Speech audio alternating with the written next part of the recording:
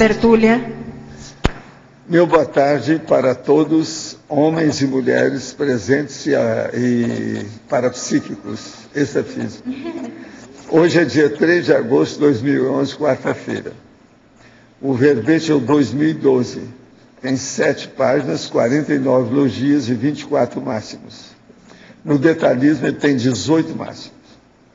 O tema é autodileção para a genética. A especialidade é filiologia. O especialista que escreveu essas 7 páginas é o professor Pedro, que está ali, muito bem acompanhado, sabe, pela assessora. De modo que vocês se preparem para acessar suas baterias. Viu? Definição.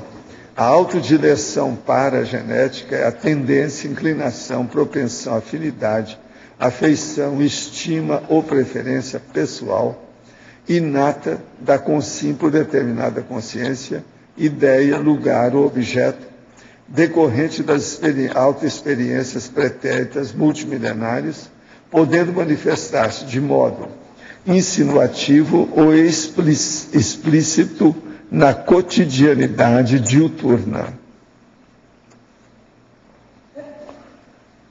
Os rastros autopensêmicos e os efeitos holossomáticos atuais. As idiosincrasias sem causa aparente. A aplicação do talante pessoal. Os interesses conscienciais aproximando ou afastando as pessoas. Os maneirismos pessoais cronicificados. Agora, tem muito mais, eu li só um trecho. A raiz seriexológica das tendências pessoais. A atual vida na condição de resultados, autoesforço e priorizações pretéritas. Tem muito mais aqui.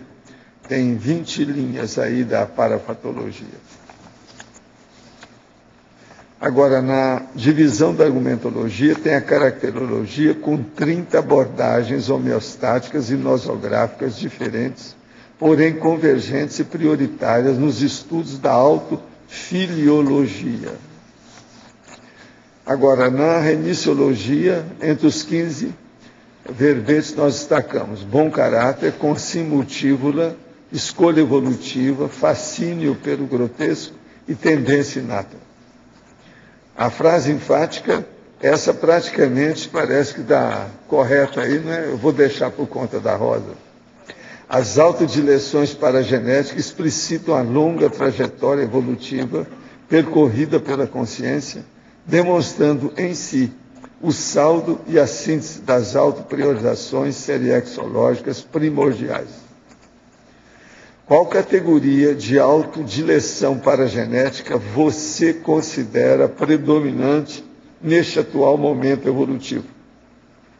Já destrinchou a raiz retrocognitiva de tal tendência pessoal? Quais os resultados? Agora, questionamento. De que forma o pesquisador pode fazer as pesquisas com exaustividade, não se sentindo tão cansado ou desatento, mantendo o foco apenas nisso? Você quer falar sobre isso? Se não for, a gente entra também. Eu acho que tem que buscar ver a motivação que ele tem sobre o assunto que ele está pesquisando. Essa motivação, se ela tem uma raiz interna mais séria, ela suplanta, supera, ela ajuda a pessoa a dar continuidade nessas pesquisas e não sucumbir, seja ao cansaço, à dispersão, seja ao que vier, ela consegue, enfim, dar manutenção às pesquisas. Seria bom ele fazer um levantamento aí da carga horária de sono, se ele está atrasado, atender e também bem a dieta. Tem pessoa que come demais, depois quer fazer pesquisa. Ele fica sonolento lá, abrindo a boca o tempo todo, com bocejo, não resolve nada. Outra coisa dentro então, disso isso é preciso dele ver, né? Ele não falou nada disso aqui. A própria anemia, né? Se a pessoa está anêmica, ela não consegue também. Outro, o que explica a predileção inata voltada para a alquimia? Desde pequeno tenho ligação muito grande com essa época, bem como com laboratórios, pesquisas. Outra preferência é relacionada ao ocultismo e à parapsicologia, só que não desenvolvi nenhum trabalho ou pesquisa relacionada a nenhuma das predileções. Isso tudo pode ter sido vivenciado em conjunto em ressoma anterior? Como reutilizar cosmoeticamente esses interesses que me acompanham? Eu acho que aqui é um processo de vergonha na cara, né, para a pessoa assumir e se organizar. Pode falar. Eu acho a tendência, justamente o foco desse verbete é isso, a pessoa chegar nessa condição de prováveis áreas ou linhas que ela já manifestou no passado, já apresentou, já priorizou, e ela fazer uma atualização desse processo nos dias de hoje. Então, o que interessa? Qual que é o saldo, por exemplo, dessas pesquisas com a alquimia? O que você vai tirar disso? O que não dá, não é o ideal, é a pessoa ficar com um foco no passado, querendo, vamos dizer assim, reviver condições que já não têm mais razão de ser. Então, eu acho que a atualização, saber tirar partido dessas pesquisas é a prioridade maior hoje. Agora para você, Fatologia, página 2, primeira linha. De que maneira saber se os aportes que hoje recebemos nessa vida intrafísica são dividendos atuais dos auto-retroposicionamentos? Existem sinais que indiquem essa condição? Eu acho que nessas pesquisas vale a pena você se comparar com as pessoas, por exemplo, da sua família. Então eu costumo dar o exemplo que no livro do Darwin, da autobiografia, ele se compara com os irmãos sobre o traço dele do colecionismo. Então ele comenta lá que só ele apresentou esse traço. Então quando existem esses traços que são discrepantes, são díspares em relação às pessoas em torno, ou até o próprio ambiente, a mesologia, o zeitgeist, isso chama atenção para ser ou ter uma tendência passadológica, né, retrocognitiva. Então vale a pena ver se você tem irmãos, ou mesmo primos ou pessoas com as quais você conviveu, e ver se algum desses traços que você está pesquisando, eles chamam a atenção nesse sentido, que você não pode atribuir à genética, à educação, à própria cultura atual. E quanto aos vícios conscienciais, terceira linha da Fatologia, página 2, de que modo saber se advém desta vida intrafísica ou se tem suas raízes em retrovidas? Eu acho que uma das formas é você ver a profundidade desses vícios. Uma coisa é a pessoa, vamos supor, na época do porão consciencial, na época da juventude, ela se envolver com, vamos supor, bebidas, o próprio cigarro, mesmo drogas. E aquilo às vezes foi pontual, teve o seu momento e a pessoa depois superou, foi um processo às vezes das companhias. E outra é aquela pessoa que, mesmo passam-se os anos, ela não consegue se livrar dessa condição. Então, essa profundidade paragenética, a gente percebe que ela tem um vínculo maior. A própria pessoa, consciente ou inconscientemente, ela tem uma tendência, ela tem uma preferência por esse tipo de vida, por aquele ambiente. A pessoa que adora, por exemplo, as companhias mais próprias do chamado bafon, né, daquela condição da pessoa mais da noite, da boemia. Então, essa manifestação natural muitas vezes explicita tendências do passado, podem ser tendências às vezes artísticas ou tendências que a pessoa já cultivou muito constantemente no passado e agora vai aparecer dessa forma. Gostaria de saber por qual motivo a energia fria é mais sutil. Que relação tem o frio com a evolução consciencial? Não, aqui o processo todo é que a tendência, por exemplo, de mudança de dimensão, há uma tendência para diminuir a temperatura. Então, isso é um fato. E há umas coisas estranhas. Por exemplo, a dimensão sideral, etc., tal, tudo geralmente é gelado. Mais fria, né? É mais fria. Tem umas coisas aí, tem muita coisa para se estudar nisso, mas a temperatura influi realmente nisso. A diminuição da temperatura ajuda a diminuir o próprio metabolismo do soma, e acho que o parapsiquismo tende a se manifestar outra mais. Outra coisa, a tendência do processo quente é a pessoa aumenta a temperatura, ela começa a fazer mais movimento, isso. Ela então faz besteira. Dispersa mais. Por exemplo, carnaval é uma temperatura alta. Altíssima. Já uma reflexão é uma temperatura baixa, presta atenção. É o mental soma e o soma, né? Então, mental soma e soma. Agora, outra para você. Parafatologia, página 2, quarta linha de baixo para cima.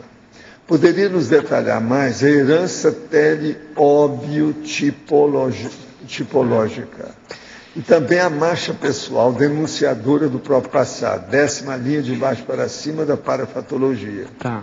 Parabéns pela dissecção detalhista desse verbete. Ok, obrigado. A herança telebiotipológica, essa é uma verpom da Conscienciologia, existe um verbete específico, que basicamente é você estudar à distância, por isso tele, os retrossomas, especificamente os biotipos, a constituição desses retrossomas, e comparar com os somas atuais ou com o seu soma atual. Então, nessa pesquisa da herança, muitas vezes o processo da paragenética, você vem manifestando determinados traços de biotipo em vários, ou pelo menos nos últimos somas. Então, isso tem a ver com o próprio temperamento. Eu, especificamente, tenho uma predileção por esse assunto, porque envolve a condição da genética, da própria medicina, e da gente tentar entender o que entra nessa equação do resultado final do seu soma ou do nosso soma atual. Então, além do processo genético, qual o percentual da paragenética? Então, se a gente vem com uma paragenética mais acertada nas últimas vidas, isso vai ter uma influência maior. Então, até que ponto, por exemplo, na constituição do próprio macrosoma, isso não tem um peso maior?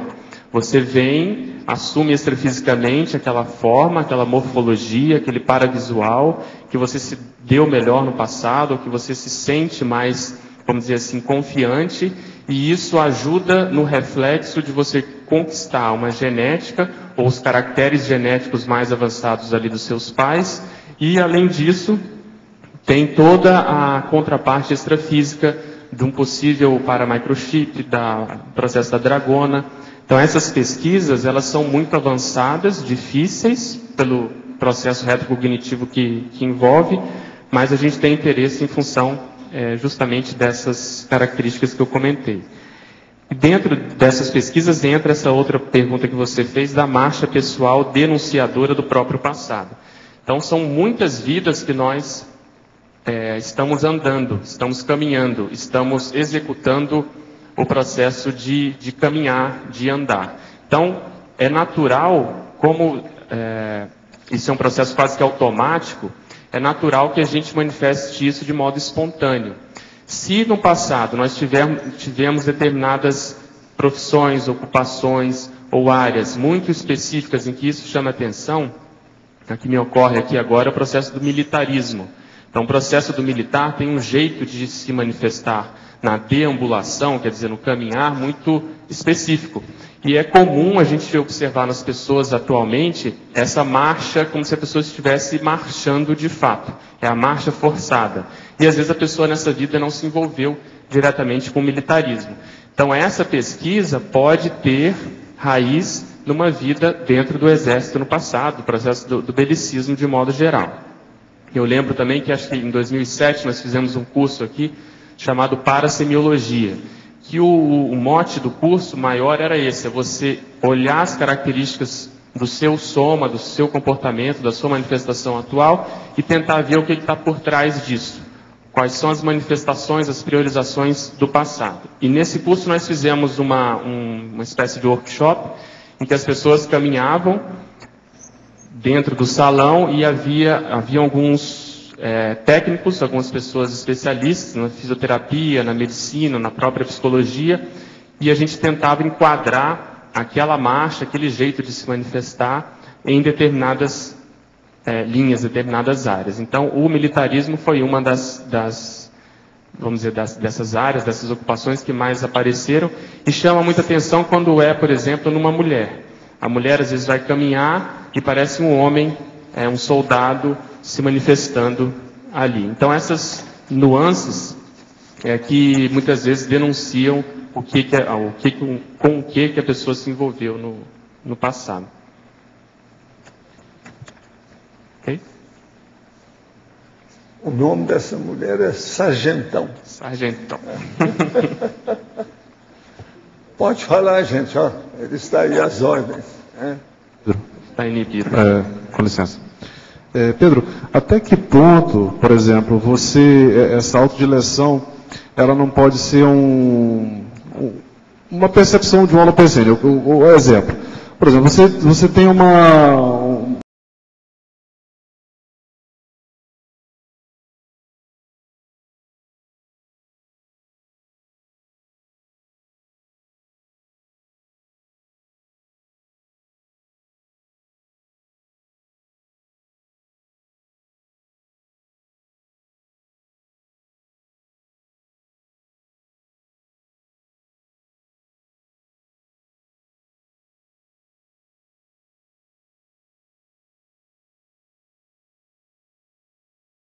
as ideias avançadas, é natural, muitas vezes, que a gente queira ter metas e interesses mais homeostáticos. Então é bom investigar a fase antes, porque aí a pessoa está mais bruta, mais espontânea, mais natural. Então, se já havia esse interesse antes de chegar ao Instituto, à Conscienciologia, isso é um fator positivo para a pessoa achar que isso vem do passado. Então tem que investigar e saber ponderar, no sentido de dar peso a essas pistas, a essas hipóteses, a essas manifestações.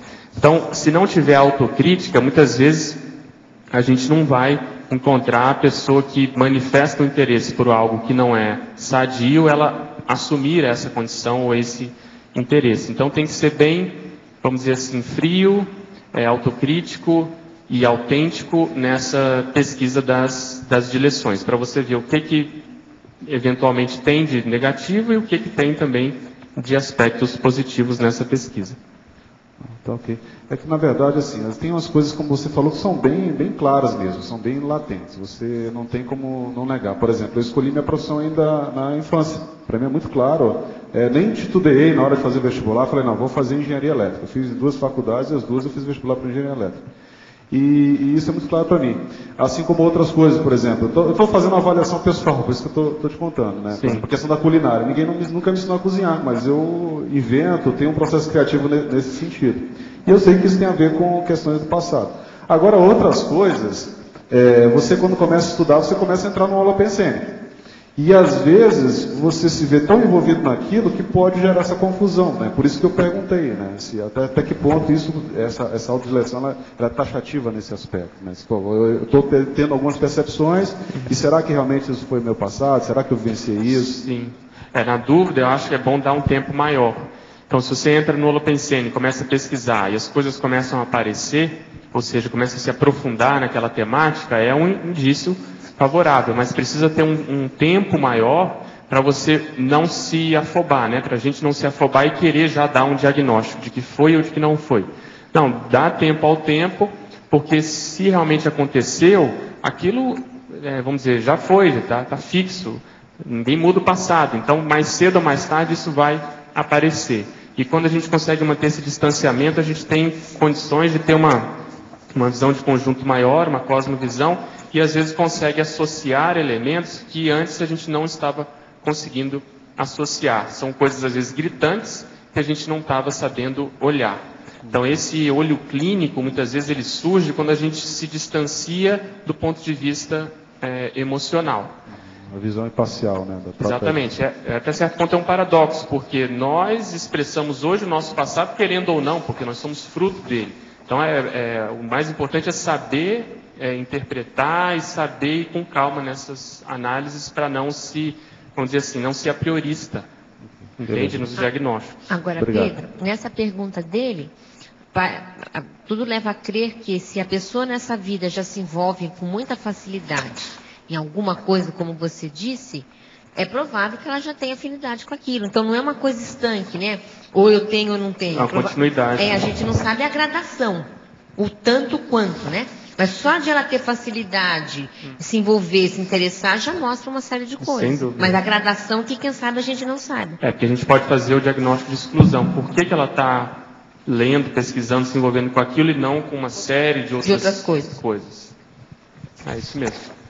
Alverbetógrafo, em Crescendologia, página 3, poderia aprofundar o binômio crescendo interesses humanos, interesse extrafísico?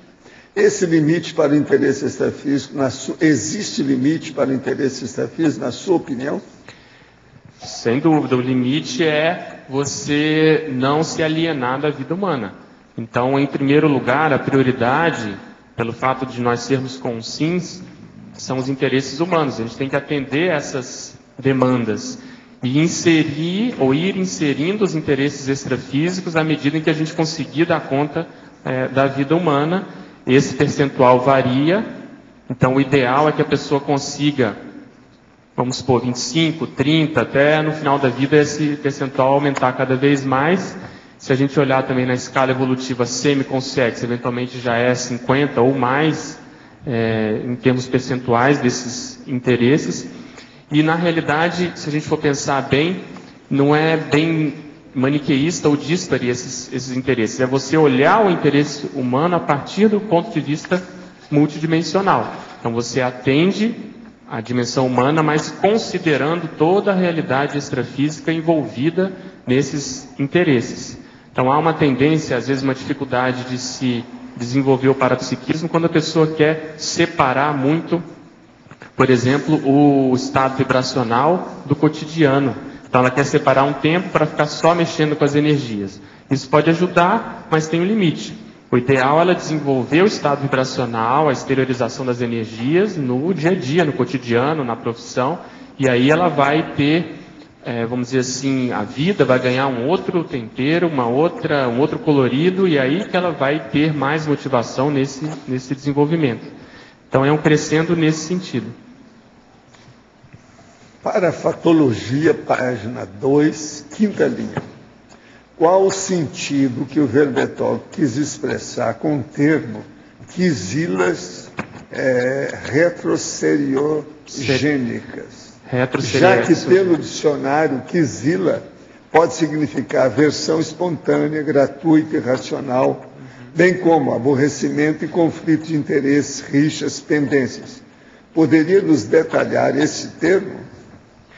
A ideia é exatamente essa. Esse interesse, essa aversão, ela é uma tendência que está se manifestando. Por que determinada pessoa tem uma aversão espontânea com relação à outra? Então isso pode denunciar vamos dizer, um imbróglio, uma dificuldade, uma interprisão do passado. Um trauma do próprio passado. Essa quisila, ela pode ser unilateral, quer dizer, só uma pessoa manifesta com relação à outra, ou pode ser de ambas as partes, de mão dupla. Então, se for de mão dupla, muitas vezes a raiz ela é mais séria. Eu sempre lembro do filme Os Duelistas, em que ali demonstra muito bem dois atores ou dois personagens que ficam se pegando anos e anos, o filme inteiro, e a próxima vida dessas personalidades com certeza vai ter algum desfecho. Ou seja, essa vida anterior vai ter um papel muito, muito sério. Será que eles vão vir como irmãos, como gêmeos? Um vai ser pai do outro? O que será que vai acontecer para melhorar essa relação? Ou eles vão apresentar essa quisila? Qual é? Os Duelistas. É isso. Ele é muito sério nesse sentido, né? Então essa expressão está usada nesse sentido, para a gente começar a estudar e não fugir das aversões espontâneas. Isso acontece nas melhores famílias. O ideal é justamente você tentar, nessa atual existência, nessa nova oportunidade, melhorar essa relação de modo autêntico, espontâneo, tentando ver qual foi a raiz. Se nós temos mais ou menos culpa naquele cartório ali específico, né, naquela pinimba ali.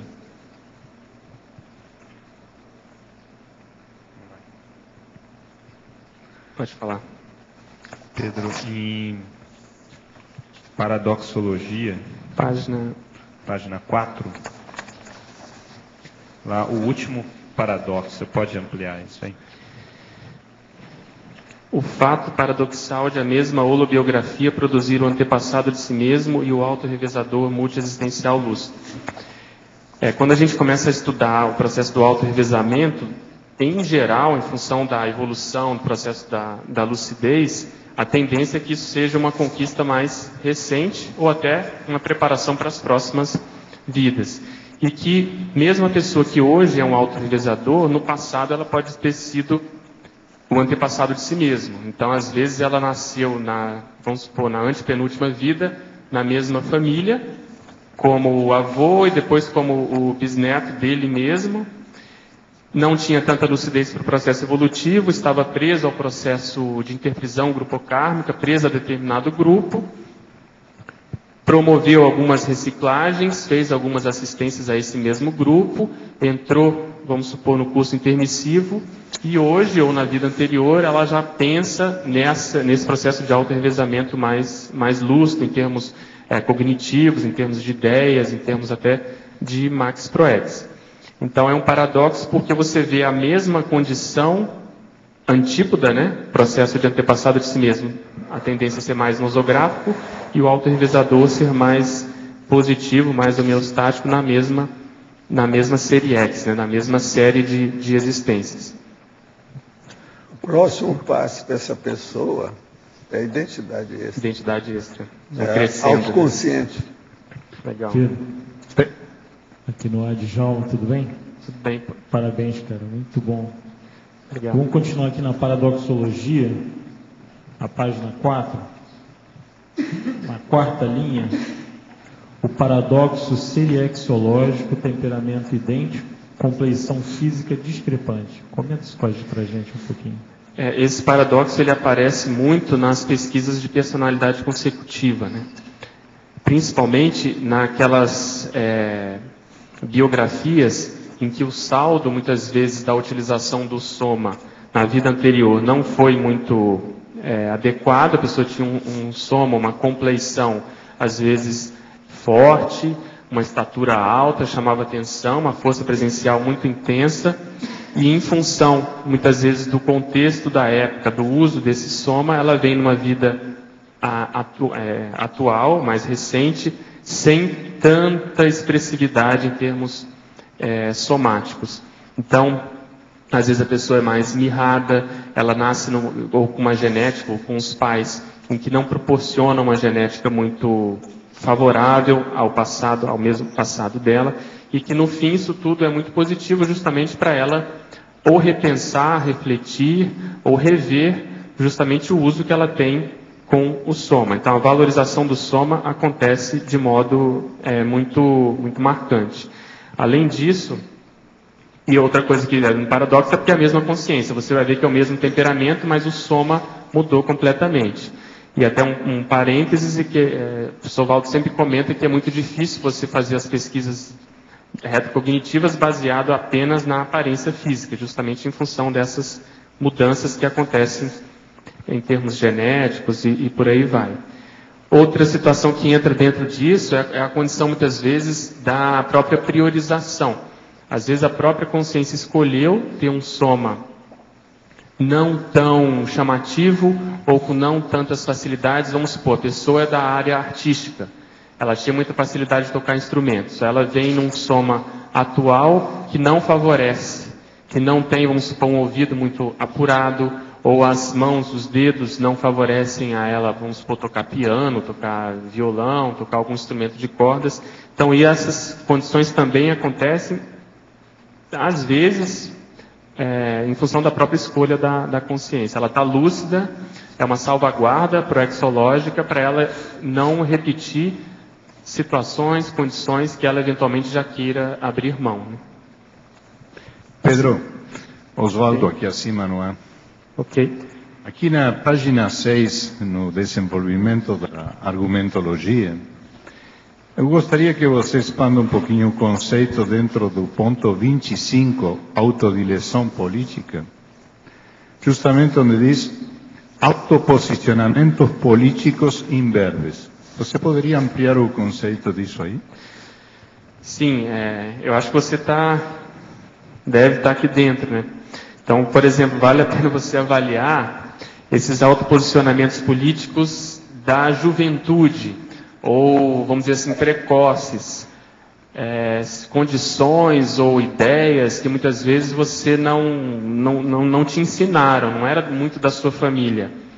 Então, a pessoa que já tem isso de modo espontâneo, às vezes na própria infância ou juventude, demonstra situações ou posicionamentos do próprio passado. Aquelas pessoas com as quais a política mexe muito, é muito recente, se envolveram com política ainda nessa vida, às vezes até apesar do próprio curso intermissivo, demonstra uma raiz mais séria nessa linha, né, nessa condição da própria política.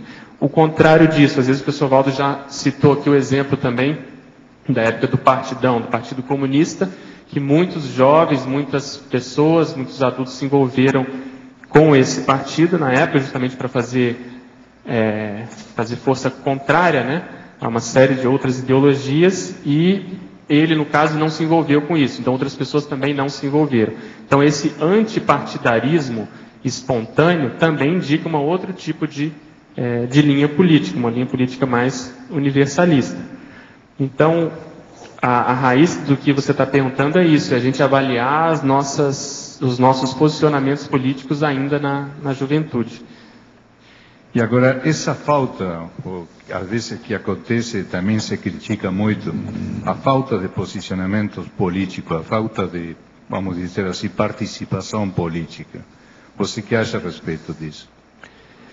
Eu acho que a pessoa não pode tirar o corpo fora dessa condição. Ela tem que se envolver, tem que se posicionar de modo racional, com discernimento, sem tanta paixão, porque quando envolve o processo de política, muitas vezes a pessoa confunde a defesa daquilo que está certo, a defesa das minorias, e com base nisso, muitas vezes ela se envolve e coloca os pés pelas mãos. Mas, por outro lado, a gente não pode se omitir e, vamos dizer assim, se posicionar, e até certo ponto, se for preciso, vamos dizer, fazer manifestação, mas tudo dentro de um limite ainda cosmoético. Esse limite cosmoético é o que eu acho que vai ser assim o regulador do quanto a pessoa vai se envolver. Então eu não acho que o envolvimento com política, eu não olho com maus olhos. Muitas vezes o processo foi dos excessos ou da condição emocional envolvida. Se você reparar hoje na política brasileira, já não se tem os políticos já não têm tanto pudor no sentido de saírem na mídia com os escândalos. É tanto escândalo que isso virou comum, a impunidade é tão grande que isso para eles já não tem mais tanta preocupação. Então é esse descaso, essa banalização do processo da política que não ajuda na manifestação, no posicionamento das pessoas mais jovens, né? Então há uma tendência da pessoa querer se afastar e não se envolver, porque tudo aquilo que ela entende de político, pelo menos que está se manifestando na mídia, é um processo mais doentio, mais patológico. Então essa amoralidade política não ajuda na conscientização política sadia, é isso que eu quero dizer. Ok, muito obrigado, Pedro. Pedro Abete aqui no ar. Você poderia ampliar na página 3, em Crescendologia, o penúltimo crescendo? Página 3, Crescendologia. Penúltimo, crescendo, clarividência. Crescendo, clarividência, pangrafia na identificação das direções paragenéticas pessoais e grupais. Essa condição envolve o parapsiquismo. Tem até o professor Walter citou recentemente a pesquisa que ele está fazendo, o verbete de pangrafia grupocármica, se não me engano, né? Acho que o nome é esse. Ou seja, você entrar a partir da clarividência, você começar a acessar o passado daquela pessoa, que às vezes nem ela tem lucidez, e a partir disso você ter conhecimento, cognição de tudo aquilo que envolveu um grupo. Então isso é possível em função da assimilação simpática, ela vai se intensificando e às vezes a partir da visão você começa a adentrar.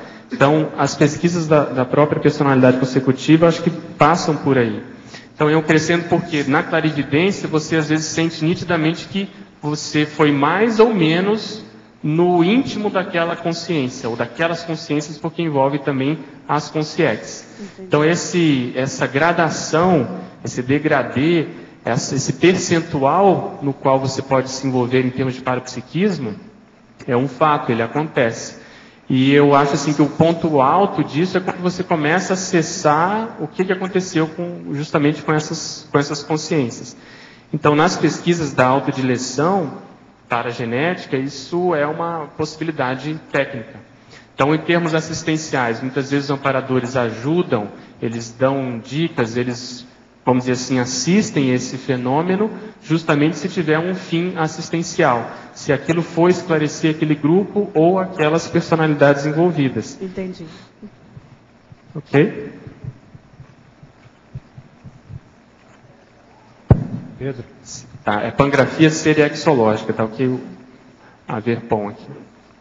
Pedro, na página 2, em Principiologia, você poderia comentar um pouco sobre o último princípio? O princípio de todo ato ser resultado da acumulabilidade evolutiva, é isso? Isso. A gente comentou por outro viés isso anteriormente, é justamente por que nós vamos manifestar determinados interesses, determinadas afinidades. Isso não é de graça. É muito difícil ter uma intenção totalmente virgem nesse sentido, de que não haja uma bagagem prévia.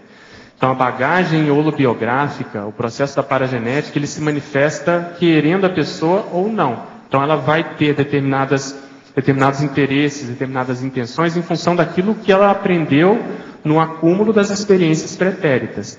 Então, esse é um princípio evolutivo.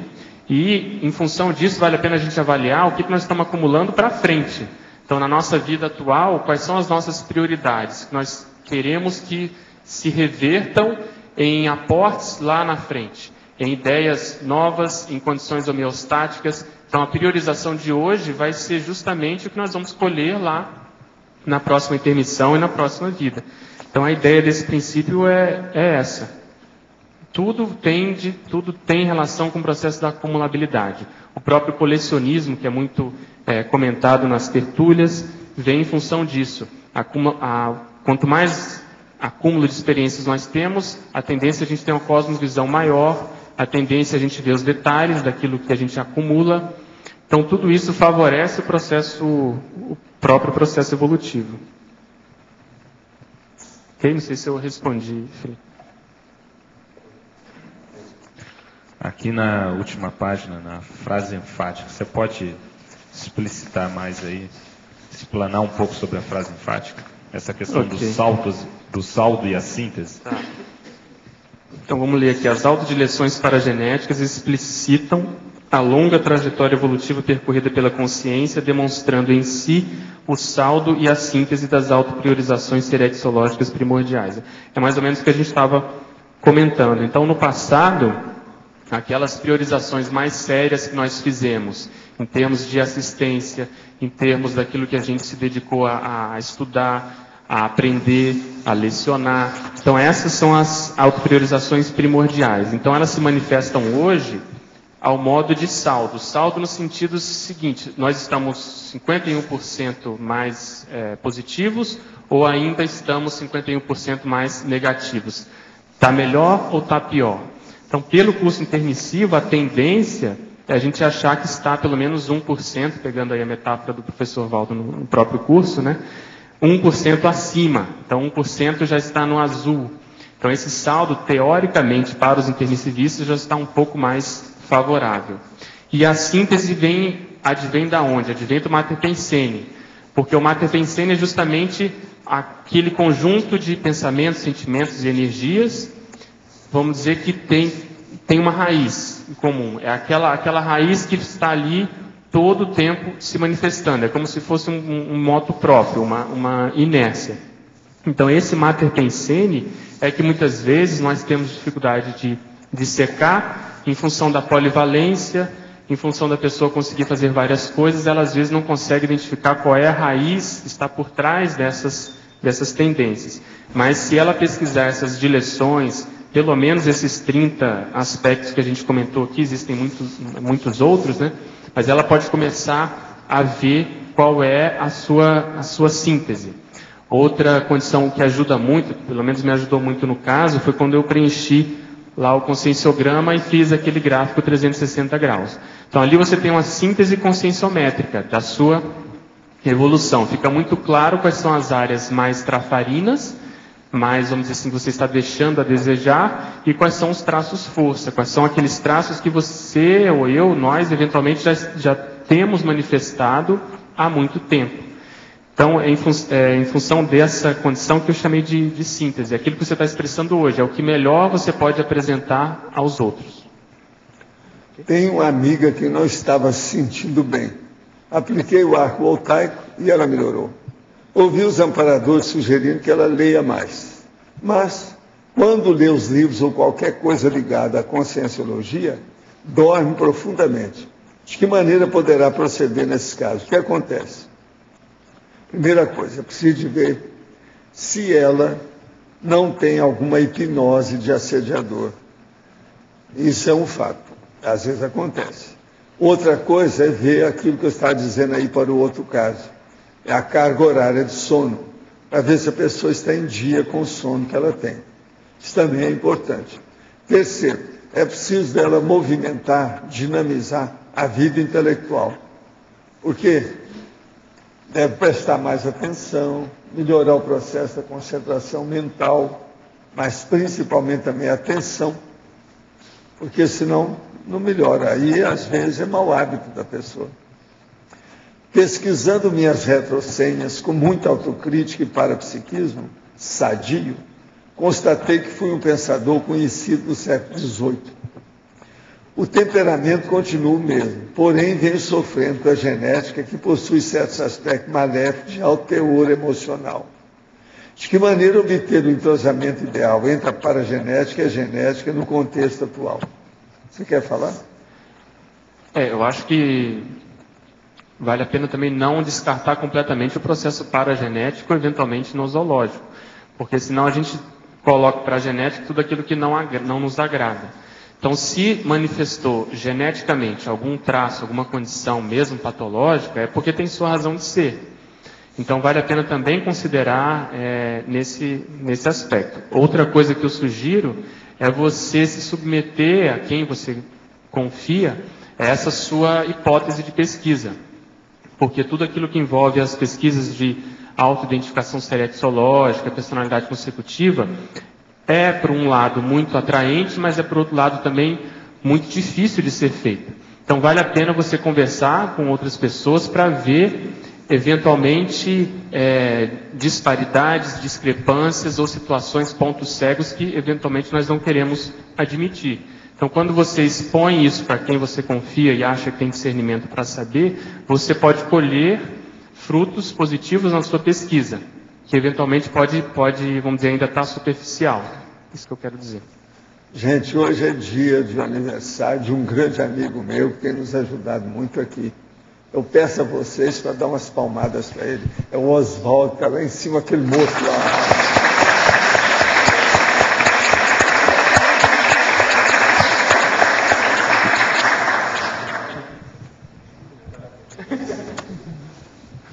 Essa não é uma energia fria.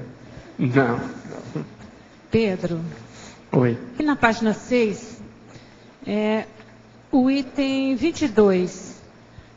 A excessiva autovalorização da forma, da apresentação e da aparência. Esses traços poderiam também estar dentro da autodireção artística? Sim, o processo da, vamos dizer assim, da excessiva valorização da moldura. Então, isso pode se conjuminar com um eventual traço artístico. Aqui, no caso, a gente chamou atenção porque a monarquia, ela valoriza muito essa apresentação, né? Essa condição de forma. É o efeitismo que o Soval estava comentando ontem com a gente. Então, é tudo aquilo que é para constar, muitas vezes para inglês ver, tudo aquilo que não tem muito conteúdo. Então, essa condição, quando é excessiva, a pessoa manifesta isso atualmente, pode denotar um traço ou vários traços ou várias vidas no processo da monarquia. Então, muitas vezes a pessoa prefere ser, vamos dizer assim, ela tem um loco externo tão grande que para ela a apreciação dos outros ou de quem ela considera como uma certa autoridade é capaz de fazer com que ela corrompa os próprios valores. Então ela deixa de ser autêntica, ela quer ficar bem com todo mundo, quer ficar bem na fita, e ela não percebe o papelão que ela está fazendo. Então muitas vezes isso advém do processo monárquico e político na realidade. É muito difícil dissociar essas duas condições. Então a pessoa ela dissimula muito facilmente, ela manipula as outras. Essa tendência natural. Muitas vezes é difícil falar que é inconsciente, mas às vezes a pessoa faz sem perceber, transparece tanto na manifestação dela, que na realidade ela aprendeu vidas e vidas a ser assim, até para poder sobreviver no meio em que ela estava. Então, uma das formas da gente diagnosticar essa condição é a partir disso. Eu tenho, por exemplo, casos próximos, amigos e amigas da minha mãe, pessoal mais ligado à diplomacia, que tem isso de modo muito lúcido até certo ponto, consciente. Elas fazem essa pesquisa do processo da heráldica e do brazonário muito, vamos dizer, ostensivamente, defendem isso, sabem de cor a heredologia, né, a condição das famílias, de quem foi filho de quem casou com quem, do século não sei quanto, entendeu? Da Espanha, da Inglaterra. Genealogia. A genealogia. Então, essas manifestações espontâneas, por que essa pessoa tem tanto apreço por isso? Estuda e defende, e não tem nenhum fim em si. Quer dizer, ela não publicou um livro, ela não ensina os outros, ela tem isso como um hobby. Então, essa manifestação denuncia muito claramente vidas anteriores na própria monarquia e, eventualmente, até naquela condição hierárquica mais baixa que sempre quis ascender ao trono, à rainha, os condes, os barões. Então, normalmente, você pode até aprofundar um pouquinho mais tendo essas hipóteses de pesquisa. Tá bom, Pedro. Obrigada. Pedro, alô? Não tem nada com você. Alô? Alguém está aí? Pode falar. Não, é o seguinte, fazendo uma análise aqui bem ampla da página 5 da caracterologia, você cita e cria, ela cita várias filias, filoneísmo, filomatia, filotimia, filosófica, filobasileu, até que eu fui olhar no dicionário o que era, oplofilia, etc. E aí, ao mesmo tempo, em cada uma dos itens, você coloca um homo. Qual foi a intenção de apresentar essas duas possibilidades? O processo foi jogar com as filias, porque as filias justamente exprimem essas afeições, essas afinidades, aquilo que a gente manifesta de modo, vamos dizer assim, que tem um pendor natural por aquilo. Então eu procurei nessas enumerações horizontais, sempre que deu, colocar essas filias. E procurar também caracterizar um homo, né, uma personalidade. Aquela personalidade que pudesse sintetizar essa dileção que a gente está chamando. Então essa foi a ideia. Então você vê no número 3, a oplofilia, a pessoa que gosta de armas, que estuda a história das armas, que tem uma oploteca, vamos supor, em casa, que gosta de estudar, vamos supor, a Segunda Guerra Mundial. Então, da onde que vem isso? A gente tinha, namorado em Brasília, tinha um senhor que eu conheci que tinha, juntamente com um filho dele, verdadeiro amor pela Segunda Guerra, porque ele estudava e sabia e tinha detalhes. Então, essa condição, da onde será que vem? Qual foi o envolvimento que ele teve nas vidas, né, nas retrovidas, para justamente manifestar isso atualmente, sendo que nessa vida atual ele não participou de nada relacionado ao militarismo. Então a ideia foi isso, foi fazer o processo da filia e também o processo da personalidade, aquilo que melhor expressasse a ideia que a gente estava transcrevendo ali. Tá bom, parabéns, porque foi uma alta criatividade e sempre destacando que os teus verbetes são quase perfeitos, mas que são, bem menos. São os que mais obrigam os revisores a olhar o dicionário. Você chama eucardio, ou seja, você tem um coração bom. Então eu estou atribuindo ao seu coração bom essas palavras. Tá bom. Obrigado.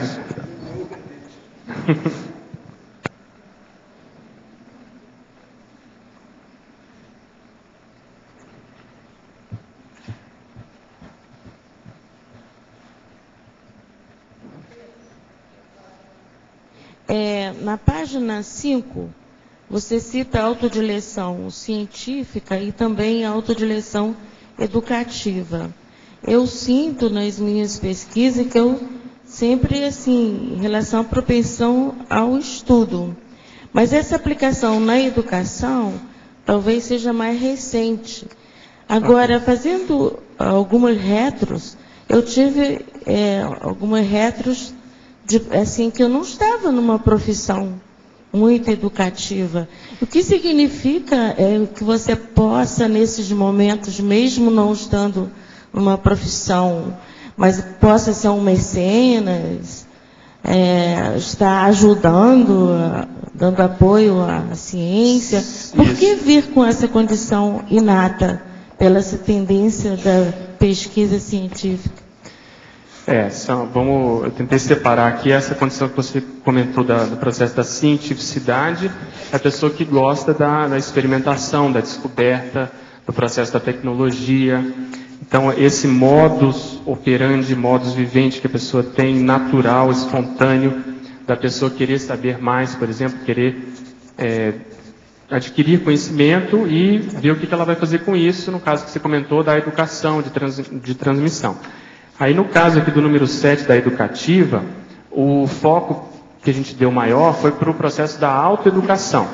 Então, aquilo que a pessoa traz naturalmente. Então, às vezes você vê uma pessoa que nasceu na favela, não teve tantas condições em termos assim de berço, de educação, a condição do analfabetismo.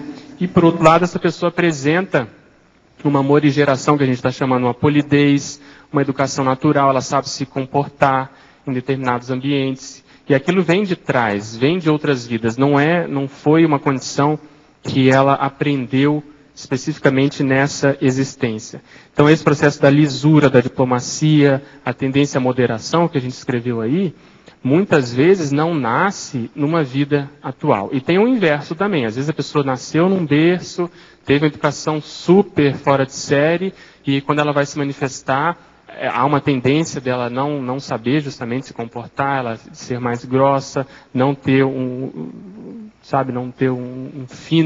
uma fineza, uma finesse nos tratos. Então, é isso que a gente quis chamar a atenção, para a pessoa investigar como é a educabilidade pessoal. E não o tema educação na condição de ciência, mas da autoeducação. Como ela se comporta com relação ao soma, à convivialidade, ao processo social de modo geral. De que maneira orientar os filhos e adolescentes para acertar nas suas escolhas e não façam ectopia consciencial, consequentemente desvio na PROEX? Eu acho que é dar o exemplo e não, vamos dizer assim, não colocar metas impossíveis, não esperar, não ter expectativas fora da realidade. Então tem que dar o exemplo se quer que eles virem leitores, escritores, seja qual for o que você considera como sendo mais avançado, você tem que fazer por onde? E naturalmente, pelo processo da educação, da imitação, as crianças vão absorvendo essas tendências, esses exemplos em casa. E não cobrar. Saber, vamos dizer, respeitar o momento, a faixa etária dessas consciências conforme cada caso, né? Poderia comentar o que a pessoa precisa priorizar para se tornar epicom? Ela precisa priorizar o trabalho com as energias. Então, hoje no conselho, nós já temos assim, pelo menos as bases daquilo que a pessoa pode priorizar. Tem que ver, a pessoa já é voluntária, partindo bem do básico, já é professora de conscienciologia, professora itinerante de conscienciologia. Então, tem pessoas que têm o potencial, mas não priorizaram a condição da docência conscienciológica, porque a docência é um gargalo.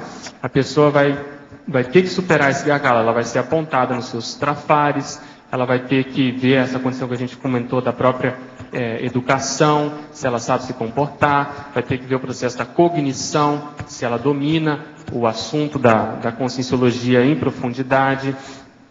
Feito isso, tem que ver as pesquisas. Ela tem uma pesquisa pessoal, ela sustenta, ela consegue desassediar um tema de pesquisa e propor um curso específico de uma VERPOM, baseado na experiência própria, ela tem verbação em uma determinada área. Além disso, ela já é tenepsista. Nós consideramos que a pessoa tem que ter pelo menos 3 anos de TENEPS, que é quando a tendência da TENEPS é assentar, é a fase de sustentação. Então, isso são assim os pilares básicos. E além disso, nós temos que ver a desenvoltura que a pessoa tem com o parapsiquismo. Ela está acostumada com as energias, ela consegue instalar campo, ela tem alguma sensibilidade parapsíquica maior. Então, essas que são assim as bases do processo do epicentrismo. Isso aqui é a quarta pergunta hoje desse colega seu que te deu os parabéns. É o doutor Eduardo, lá de Curitiba. Essa é a quarta dele hoje. Okay. Energiologia, página 4. Poderia nos explicar as leis da paragenética? As leis da genética até que são bem conhecidas pelos profissionais da saúde, até pelo público leigo. Já as leis da paragenética, etc. Eu também tenho interesse nesse assunto. A gente precisa desenvolver mais essa temática. Existe o Colégio Invisível da Parageneticologia, que eu sei que o pessoal também tem interesse nisso, mas a gente comentou em algum ponto do verbete também a interação do para-DNA com o processo do DNA. Uma das condições que eu acho que acontece, eu comentei também en passant, é que pela força parapresencial, ou força presencial da consciência, se ela é muito harmônica, se o psicossoma dela não tem mais tantas cicatrizes, tantas máculas, tantas situações alteradas, há uma tendência dela se predispor ao que for melhor em termos genéticos.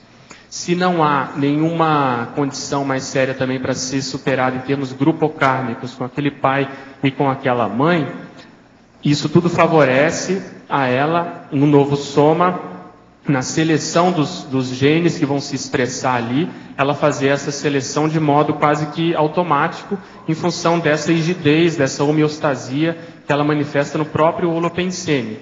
Então, essa condição, eu vejo que é uma das leis da paragenética.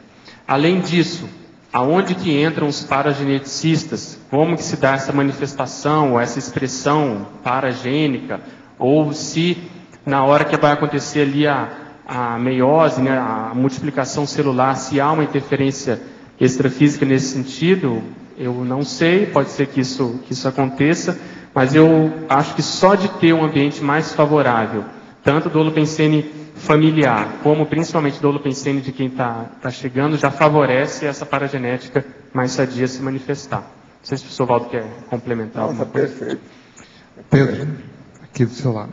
Oba.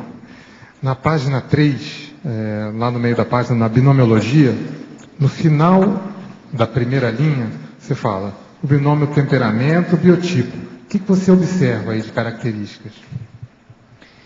Eu coloquei como binômio porque isso pode ser paradoxal, como a gente comentou.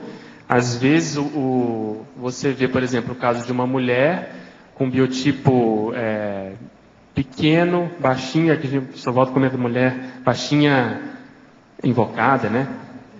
Então, a pessoa tem um temperamento muito forte, mas às vezes o soma veio nessa condição para a pessoa, às vezes, saber lidar com essa força que ela tem, com esse temperamento, muitas vezes explosivo, pode ser, ou alguma outra manifestação não tão adequada. Então, isso pode justamente acontecer. Quando há um inverso, há um sinergismo, vem aquela pessoa que tem uma força presencial muito forte, é um líder nato, ou uma líder, e vem com um soma também favorável, lembrando, por exemplo, do Confúcio. Ele tinha um soma enorme, tinha uma força presencial fora de série, tinha ideias muito avançadas. Então, houve um sinergismo para que ele fizesse ali a ProEx, fizesse aquilo que ele teve que fazer. Então, eu coloquei no binômio porque isso é muito, muito variável. Então, você estudar o biotipo pode indicar tendências do próprio temperamento. Então, o que esse biotipo quer dizer? Principalmente se ele é discrepante da média da família. Então, no meu caso, eu tenho um irmão somente, mas os nossos biótipos ou biotipos são bem discrepantes. Então, eu fico pensando até que ponto isso tem alguma coisa de passado, de paragenético, entende? Eu acho que tem dos dois lados, tanto para o meu lado como para o lado dele, em função de outras tendências que eu já analisei, mas ainda na condição de hipótese. Eu não tenho uma retrocognição que possa me confirmar isso. Então, como eu comentei antes, essa análise, até em função da própria medicina. Na medicina, a gente estuda, na anamnese, existem aqueles sinais que são gerais. Então, vamos supor, uma febre. Uma febre pode ter como causa, se sabe, uma série de condições, desde infecções até condições inflamatórias, outras que não o processo infeccioso. Mas existem sinais específicos. Então, vamos supor, a pessoa tem, no caso do sarampo, tem determinadas manchas que acontecem na garganta, que são muito específicas do sarampo, no caso da criança. Então, você olha aquilo, a gente fala que é patognomônico. Aquilo é sarampo, só pode ser sarampo, porque só sarampo dá aquelas manchas, por exemplo, de Koplex, que chama. Então, se a gente conseguir identificar, dentro até da pergunta anterior, das leis paragenéticas, determinados sinais ou parasinais muito específicos, a gente vai conseguir aprofundar as pesquisas de personalidade consecutiva, as pesquisas retrocognitivas de modo geral. Então, o difícil é você conseguir ter essas leis gerais que possam ser aplicadas para vários casos. E no caso do biotipo, é um deles. Então, tem que ver a vida anterior, se teve complexo ou incomplexo, o que a pessoa, como que ela lidou com o soma e o reflexo disso na vida atual. Né? Pedro. E, por exemplo, só mais uma parte. Por exemplo, nos casos de étnicos, vamos supor, ele nasce judeu e perseguido pelos nazistas, ou depois nasce nazista e persegue os judeus, ou então nasceu palestino, depois nasceu israelense. Isso pode gerar algum tipo de conflito íntimo na pessoa. Pode. E mesmo ele sendo contra, vamos supor, ele era palestino, era contra judeu. Era judeu, depois era palestino. Exatamente. Será que isso tem até que ponto isso pode ser até evolutivo para ele, quando chega esse conflito, para ele começar a pensar? Para ele rever os valores, exatamente.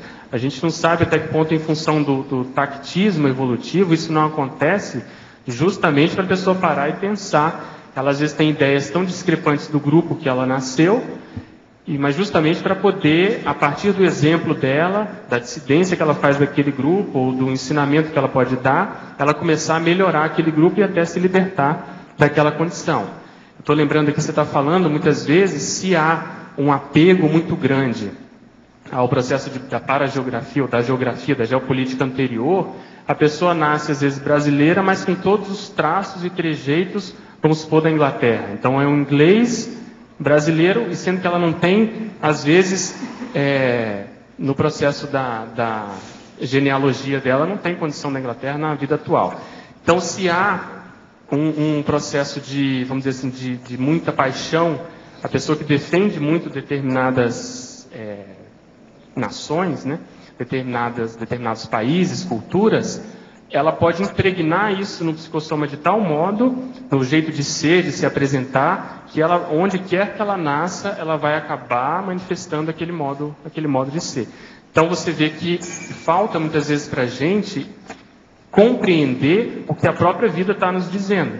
Então a pessoa às vezes nasceu num determinado país, é brasileira, mas ela gosta, ela se sente melhor, manifestando tendências antigas. O ideal, eu penso, é a pessoa, onde quer que ela nasça, ela assumir aquela identidade e, entende? É a novidade, é aquela condição nova. Principalmente nesses casos muito carregados em termos culturais. Eu acho que ainda há uma manifestação de pouco universalismo nesse sentido, ou menor. Né? Pedro, aqui. Pedro, na página número 6, o item 16, a autodicção histerológica. Eu me identifiquei muito com essa e eu estava tentando responder a pergunta da questionologia, né? Sim. Então, na primeira parte, qual categoria da autolição paranética você seria essa, a histerologia? Agora, como é que eu faço para aproveitar, então, a segunda parte da questionologia? Assim, na prática, como é que eu posso responder essa outra pergunta? Eu comentei antes que acho que você tem que dar tempo ao tempo, tem que manifestar esse trafor seu, que já foi comentado aqui, que é das pesquisas historiológicas. Especificamente essa condição até que envolve o processo da nobreza. Você tem facilidade com isso, as coisas vêm na sua mão, você tem a memória que te ajuda nesse sentido. Então eu acho que você dando tempo ao tempo, os amparadores vão começar a ajudar nas sincronicidades para você ir pouco a pouco chegando nessa raiz serexológica. Então você, pelo que eu te conheço, né, que a gente conversa, você já tem muitas informações sobre o seu passado, sobre a sua trajetória. Então Então você tem que agora começar a tentar juntar isso e ver qual que é o efeito disso na vida atual. O que você vai ter que fazer com isso? Em prol dos outros, para ajudar as outras pessoas. Talvez quando você consiga, vamos dizer, engajar mais as pesquisas do próprio Lasta Nossa, você, depois talvez da sua formatura, você se engajar mais com o próprio livro, isso possa ser mais ressaltado pelos amparadores, é uma hipótese. Mas eu vejo que é dar tempo ao tempo. Pedro, você tem alguma sugestão de que tipo de reflexão eu poderia fazer, levando em consideração esse item 16, para eu tirar mais assim, ter mais ideia, ou mais... Eu acho que é o que você mais ou menos já está fazendo. Você está defendendo as coisas do Lasta Nossa, inclusive na própria academia. Eu sei que você mantém um contato, uma amizade com o Baez, que é uma das pessoas que tem muito vínculo com isso, né, o pesquisador. Ele é um dos que cita essa condição do memoricídio, né, o antimemoricídio, o trabalho dele é justamente muito em função disso. Então você já está mais ou menos com seus afins, com o seu grupo. Então há uma saturação natural positiva, principalmente quando você tiver até mais disponibilidade para isso, quando sua vida estiver mais assentada, a tendência disso se aprofundar cada vez mais.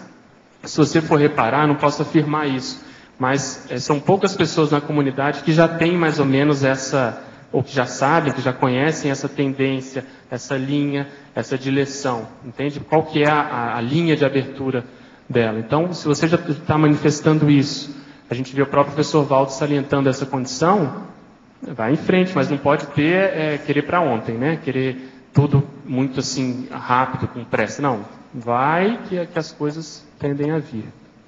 Obrigada.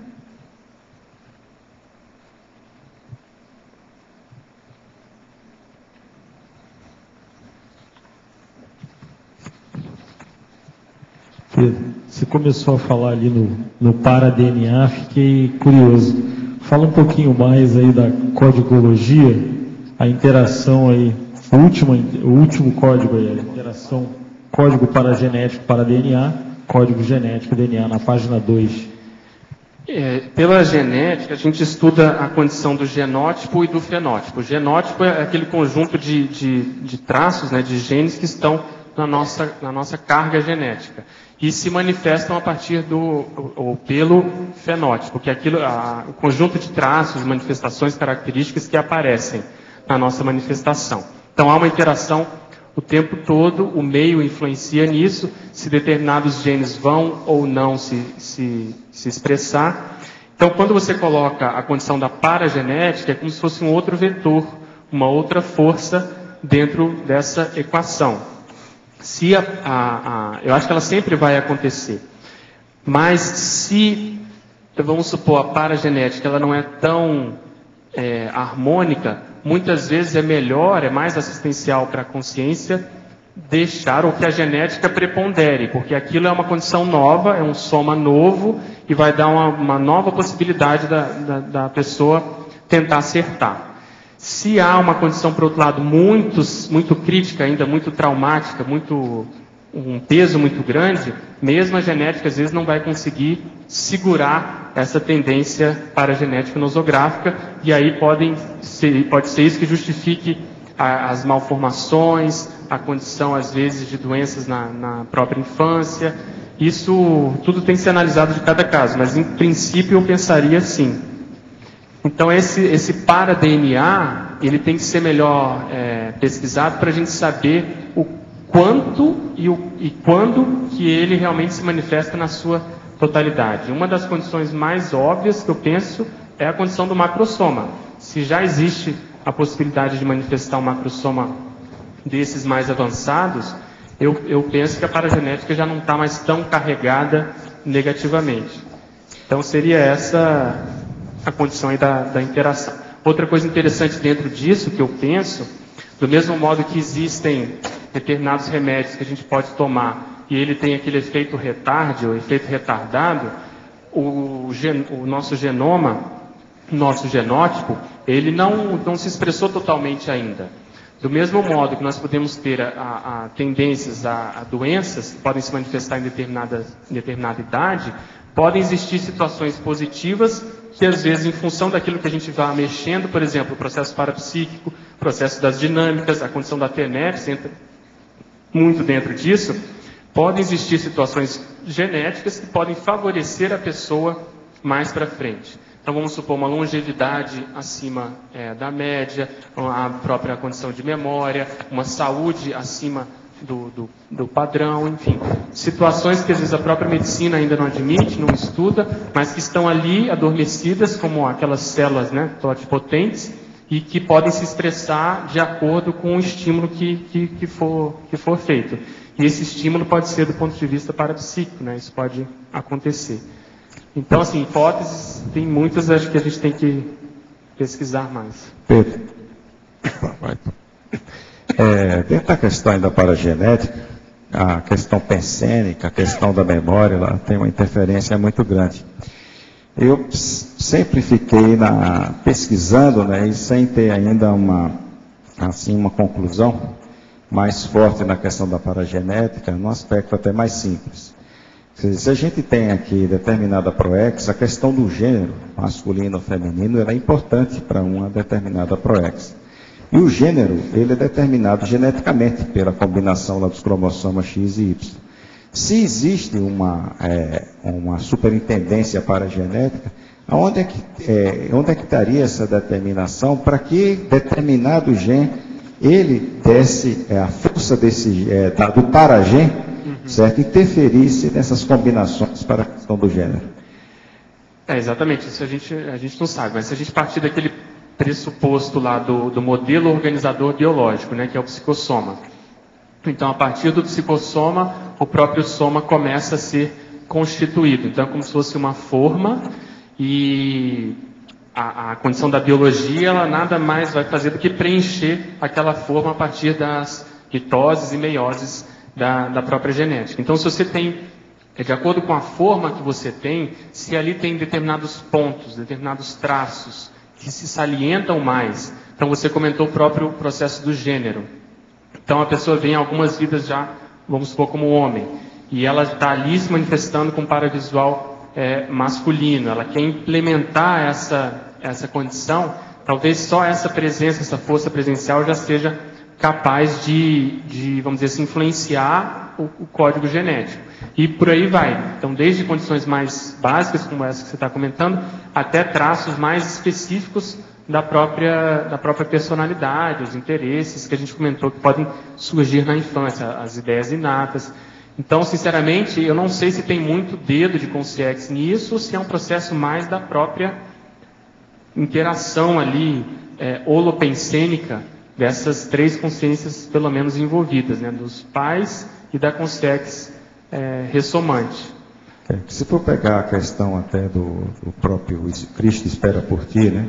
Que a pessoa tem uma dificuldade enorme de assumir outro gênero, quer dizer, pensenicamente, ela tem uma predisposição para um determinado gênero. E ela teria que renascer, certo, com o gênero oposto. Contrário. Certo? Então tem uma força aí, alguma... Exato. E é isso que vai se manifestar, exatamente, a paragenética.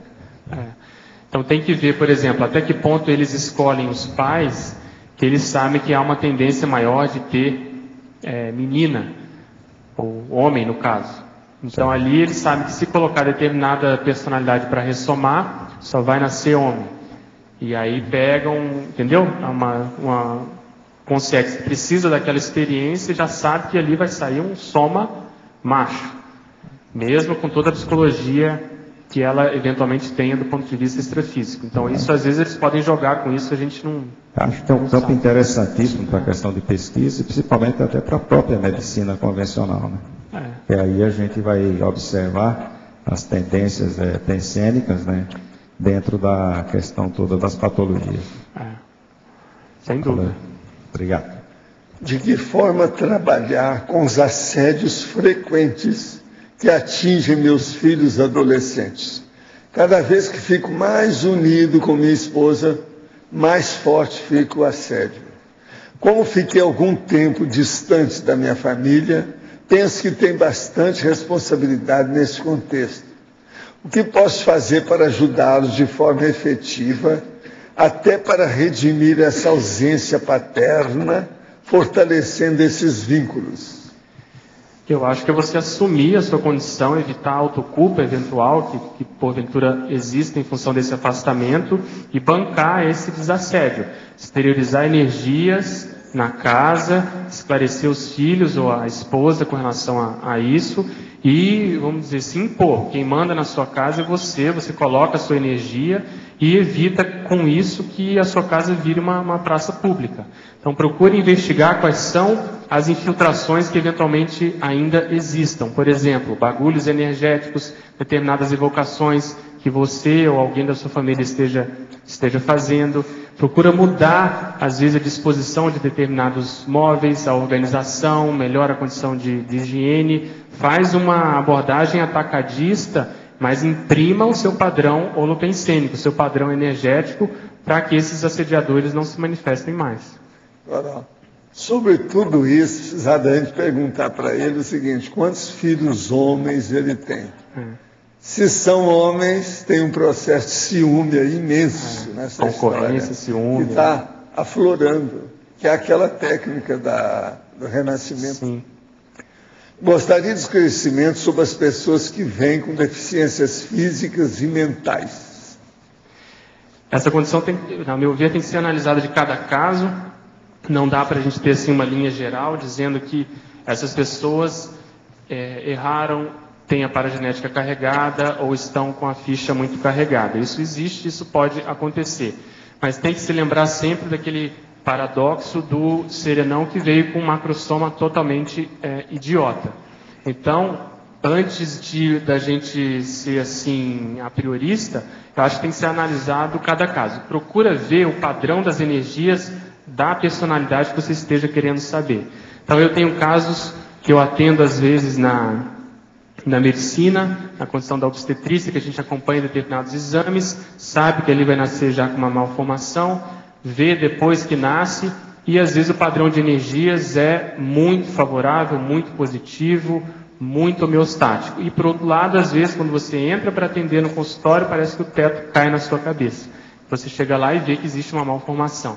Então, dentre esses dois polos, esses dois limites, eu acho que existe uma condição muito abrangente que a gente precisa analisar de cada caso. Então, veja o que você sente, qual a manifestação, qual a tendência natural dessas personalidades. Eu lembro que a professora Vassiliki apresentou aqui um verbete justamente sobre essas personalidades que muitas vezes têm uma deficiência mental e podem ser muito, vamos dizer assim, malévolas.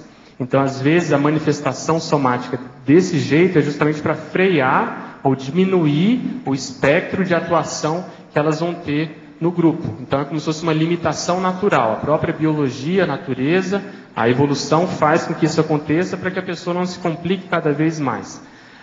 Outra possibilidade é que, às vezes, aquele recado é para os pais ou para a família, para que a família aprenda a lidar com o diferente, com o processo do preconceito. Então, vem uma consciência mais avançada ali, suporta esse tipo de experiência para que as outras saibam lidar com isso. Então, dentro dessas pesquisas, dessas possibilidades, existem muitas opções, né, muitas variáveis. Ao verbetógrafo, com a evolução da consciência, há tendência a uma maior versatilidade de tendências e afinidades. O professor acha que, ao nível do teleguiado ou evoluciólogo, a autodireção paragenética se dilui e se despersonaliza, vinculando-se totalmente às necessidades da PROEX que vieram realizar? Eu concordo com a segunda parte. Acho que ela é totalmente vinculada à PROEX, aquilo que a pessoa vem fazer. Mas não penso que se dilua, porque a gente observa esses amparadores, os próprios serenões, eles têm uma especialidade, eles têm, querendo ou não, uma trajetória evolutiva, têm uma bagagem, têm uma experiência, por mais que ela seja abrangente, eles manifestam um jeito natural de ser que é muito pessoal, personalíssimo. Então, eles vão utilizar esses trafores justamente para fazer aquela assistência que precisa ser feita. Então, você consegue identificar, né, o que é cada um. Agora, a base disso aí é o ciclo multiexistencial pessoal da atividade. É o que precisa ser feito. Né? Agora, aqui é o verbetógrafo. Se tudo parece vai ao caminho da evolução, será que a ressoma de uma consciência homossexual não estaria relacionada com a consciência em vida anterior, muito preconceituosa e machista, ou as ressomas são merecimento? Isso aqui a pessoa está totalmente confusa. É bom que eu recebi isso. Eu acho que, se eu entendi, a condição, a própria pessoa que está manifestando o processo do homossexualismo. Não há uma imposição externa, vamos dizer assim, atávica, que ela tem que aprender essa condição. Não é um castigo, essa é uma visão muito religiosa, não existe isso, maniqueísta. Então, o processo do preconceito tem que ser considerado nessa equação, mas não é o principal. O principal aí é a dificuldade que a pessoa tem de lidar com soma diferente, com outro gênero, né? Professor Pedro, como se explica a bipolaridade dentro da paragenética? O processo da bipolaridade e paragenética são dois temas muito abrangentes, acho que guarda-chuva, acho que podem acontecer em várias situações, mas só para citar um caso, um exemplo, uma possibilidade. A pessoa que em vida anterior foi muito, às vezes, desregrada, muito instável, muito, vamos supor, insaciável, ela não se contentava com nada, ela não utilizou o próprio soma de modo adequado, de modo que o saldo foi mais contra ela em termos somáticos. Então ela pode, eventualmente, na vida atual, manifestar essa tendência de base, às vezes, genética, da condição da bipolaridade. Então essa é uma possibilidade, mas eu não saberia, não conseguiria fechar essa questão só nisso. Eu acho que existem muitas possibilidades que podem justificar isso atualmente. Nasci com os olhos muito puxados, chegando a ter os cílios para dentro da pálpebra. Considerando ter certeza da minha descendência por ter características físicas, tanto da minha mãe como de meu pai, devo interpretar esse fato através da paragenética ou da genética? Se você for muito diferente dos seus irmãos, vamos ver se você tem irmãos, né, primeiro, isso pode ser justamente da paragenética. Você pode ter tido uma vida recente ou várias vidas em que a cultura oriental, né, se manifestou de modo muito intenso. Mas para responder isso, tem que colocar outros elementos nessas pesquisas. Ainda sou militar, mas atualmente estou na condição de adido até dezembro. Objetivei esse afastamento no intuito de assistir e estudar a conscienciologia. No futuro, escrever um livro, Do Belicismo à Conscienciologia. Boa! Embora ainda com o rabo preso, atuo na tarde na assistência dentro do processo de voluntariado. Sou professor e já ministrei CIP. Segundo conselho seu, tento me calçar quanto às práticas parapsíquicas são muito importantes, pois mesmo desvinculado, tenho preocupação quanto a macro-PK. Gostaria de saber se nessa condição de adido militar temporário, posso continuar a atuar na condição de professor do IPC, focando nos estudos, tais de assistência a mim e aos demais. E quanto ao trabalho com parapsiquismo?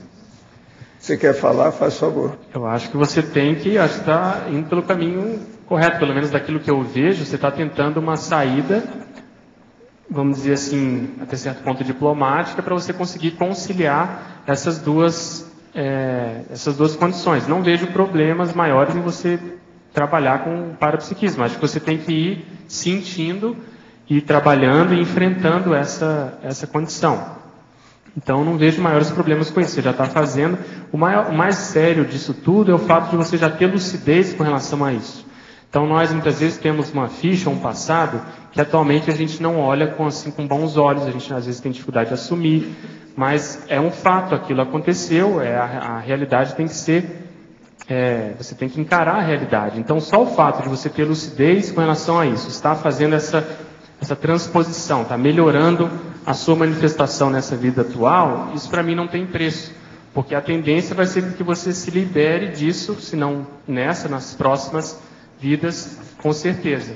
E além disso, você vai ser uma das pessoas mais bem indicadas para fazer assistência para esse grupo que você já está fazendo hoje. Então esse seu exemplo é muito importante para ilustrar isso. Muitas vezes a gente quer renegar o laço, né? Não quer assumir que a gente participou de determinados grupos. Então isso é muito comum nas pesquisas, muitas vezes do passado, superficiais. A pessoa acha que o ideal é só determinada condição que ela colocou na cabeça e só aquilo que é o importante ela esquece de assumir, que eventualmente não teve escolhas tão favoráveis. Então isso acho que ajuda a esclarecer outras pessoas. E principalmente se você for escrever esse livro, acho que vai ser assim a chancela desse movimento que você está fazendo. Vai ajudar muito. Eu me colocaria na autodireção geoambiental, uma sugestão. Isso sempre foi muito marcante comigo, ligado à geologia e ao meio ambiente. Qual seria a linha de pesquisa na conscienciologia para que possa colaborar com esse meu trafor? É o Luiz Suave. Sim. Então, Luiz, eu acho que existem várias pessoas aqui que estão trabalhando com o processo do ambientalismo, do processo ambiental. Então, principalmente os biólogos, eu vejo, estão muito envolvidos com essa condição. Se não me engano, vai ter nesse ano um fórum global de ecologia, né, de responsabilidade, sustentabilidade. Então, existem muitas pessoas que estão relacionadas com esse tema. Então, você precisa pensar aqui no caso do verbete, o que será que você fez no passado para se envolver atualmente com essa linha? Então, a gente conhece hoje pessoas que se envolveram muito com o processo da história natural. Antigamente não era biologia, né? Era o processo da história natural. Então, será que você esteve nesse contexto? Até que ponto foi isso? Quando foi isso? Então, vale a pena você pesquisar sobre isso e obrigado pela sugestão. Álvaro Betógrafo, poderia aprofundar na parafatologia, página 2, 10ª linha, a expressão facial cronicamente mantida ao longo dos corpos? O modo da gente se manifestar, principalmente a partir da face ou do faces, isso é muito utilizado em medicina, nas pesquisas principalmente de doença, mas eu acho que a gente pode expandir essas pesquisas para o processo retroseriexológico. Então eu lembro que a Mabel comentou muito aqui da condição da boca, e uma das condições que ela comentou é da pessoa que tem a rima labial assim para baixo. A pessoa que teve muita depressão, muita, vamos dizer assim, tristeza, amargura, isso tende a se expressar na face. Se eventualmente a pessoa teve um período intermissivo curto, se essa pessoa não passou pela segunda dessoma, há uma tendência natural dela imprimir aquele modo de se manifestar na face, manifestar as emoções, no novo soma. Então, às vezes é uma criança e você já vê ela com uma expressividade de adulto, seja para o lado positivo, seja para o lado mais negativo. Então, há uma tendência da pessoa repetir, né, o modo dela se manifestar. Gente, eu acabei de receber aqui um ofício da Fundação Cultural aqui de Foz do Iguaçu. Então está dizendo aqui, ofício tal, Foz do Iguaçu, 28, CAEC. A Fundação Cultural de Foz do Iguaçu, por intermédio deste ofício, solicita a indicação de 2 pessoas para compor o grupo de trabalho que irá implementar o Plano Municipal do Livro, Leitura e Literatura 2011, nessa mesma cidade. Atenciosamente, João Adelino de Souza, diretor-presidente. Eu vou falar então com o Felipe para ele organizar aí e ver quem é que ele determina. Isso aqui é muito importante. Quem é que vai encontrar com o Felipe hoje? Algum de vocês vai? Porque ele não está aqui agora, não sei como é que é. Você vai encontrar com o Felipe hoje, o seu xará? Não?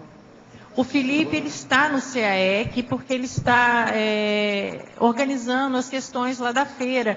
Então, ele não está aqui no tertuliário, mas ele está no CAEC. Se der a gente conversar isso aqui com ele, eu tá? falo para ele.